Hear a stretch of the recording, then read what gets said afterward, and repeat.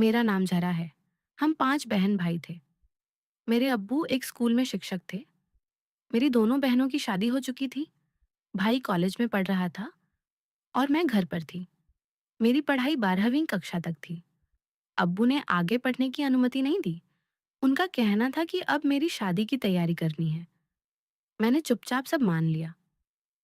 अम्मी ने कहा, "ज़हरा, तुम मोहल्ले की बच्चियों को कुरान पढ़ा दिया करो।" मैंने पढ़ाना शुरू कर दिया। दिल लगा रहता और समय अच्छा गुजरने लगा। एक दिन एक बच्ची ने मुझे एक लिफाफा दिया। उसमें एक खत था। वह खत मेरे ही नाम था। नीचे लड़के का नाम आसिम लिखा था। आसिम हमारे मोहल्ले में नया आया था। मैंने उससे कभी बात नहीं की थी, लेकिन खत बहुत प्यार से लिखा गया था। मैं हैरान रह गई। पहले तो जवाब न देने का सोचा, फिर नरम लहजे में जवाब दे दिया। अगले दिन फिर खत आया। मैंने भी दूसरा जवाब भेज दिया। यूं रोज खत आने लगे। मैं धीरे धीरे उसके बारे में सोचने लगी। मुझे लगने लगा कि वह सच में मुझसे मोहब्बत करता है। कुछ दिन बाद उसने कहा, "एक बार मुझसे मिलो, बस चेहरा देखना चाहता हूँ।" मैं डर गई, लेकिन फिर मिलने चली गई। उसने कहा कि वह मुझसे शादी करना चाहता है।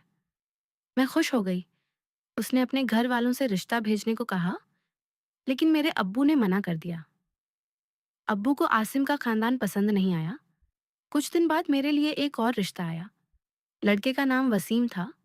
वह बहुत अच्छे इंसान थे और शरीफ खानदान से थे। अब्बू ने तुरंत हाँ कर दी और मेरी शादी हो गई। वसीम बहुत अच्छे पति साबित हुए। वह मेरी हर बात मानते थे। मैं खुश रहने लगी। मुझे अब आसिम की याद भी नहीं आती थी।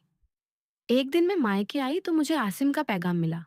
उसने कहा, "मुझसे मिलो, वरना तुम्हारे सारे खत सबको दिखा दूंगा।" मैं डर गई और उसके घर चली गई।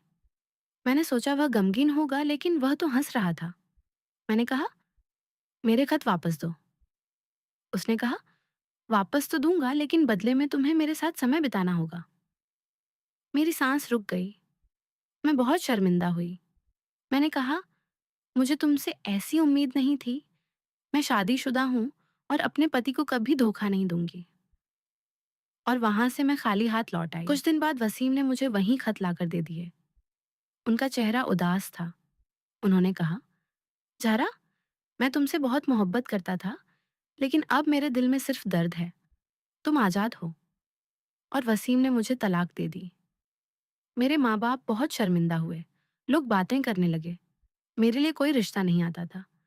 आखिरकार मेरी शादी एक बड़े उम्र के आदमी से कर दी गई, जो पहले से शादीशुदा था और 4 बच्चों का बाप भी था। वह अक्सर गुस्से में रहता था और मुझे हर समय ताने देता था। मेरी जिंदगी मुश्किलों में घिर गई थी। ज़हरा का पैगाम। मैं सिर्फ एक लड़के की बातों में आकर सब कुछ खो बैठी। अगर आप भी मेरी तरह किसी के झूठे प्यार में आ गईं, तो आपका अंजाम भी मेरे जैसा होगा। कभी ऐसे रिश्तों पर भरोसा ना करें जो छुपकर चलते हैं, क्योंकि सच्ची मोहब्बत कभी छुपकर नहीं होती।